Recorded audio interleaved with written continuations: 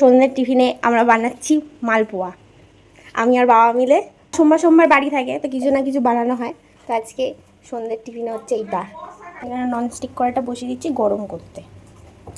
একটা করে নিচ্ছে।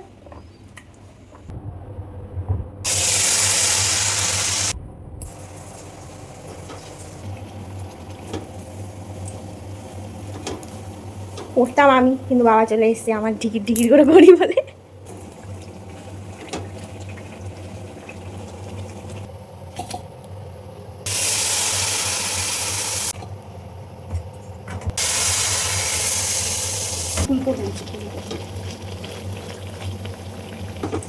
মালপোয়ার শেপ চেঞ্জ হলো, ছিল এরকম, ছেলে এসে বললো কি না এরকম পাতলা পাতলা লাগবে, এর জন্য আমার বাবা আবার ব্যাটারটাকে একটু পাতলা করে তারপর আবার করি।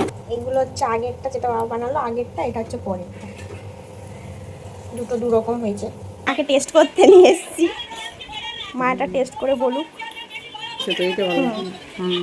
ঠিক আছে। বানাতে পেরেছে, প্রথমবার যেটা বানিয়েছিল ওটা খালা করেছিল। তাও তো আমরা চেষ্টা তো করছি, তুমি তো খালি এসে বলে দিয়ে চলে যাও, খেয়ে দিয়ে চলে যায়। বাবা দিকে ছোটো মা আর সোনাদের দিতে গেছে, তো আমি এখন বাবার বদলে ভাজার চেষ্টা করছি। তো প্রথমবার আমি মালপোয়া করছি, আনিয়েছে এখন সেই খাচ্ছে। এবার বলো কেমন হয়েছে? ভালো হয়েছে। ভালো হয়েছে? কেমন হয়েছে? আমরা সব পাগলের মতনই থাকি, বলো কেমন হয়েছে? ভালো হয়েছে, সুন্দর। ভালো হয়েছে, নুন টুন সব ঠিক আছে?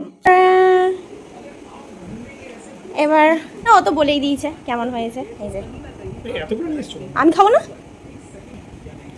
আমি খাবো না, আমি ওর বাবা বানালাম, বাবা বললো হেভি হয়েছে। ঠিক আছে, ওকে চলো টাটা।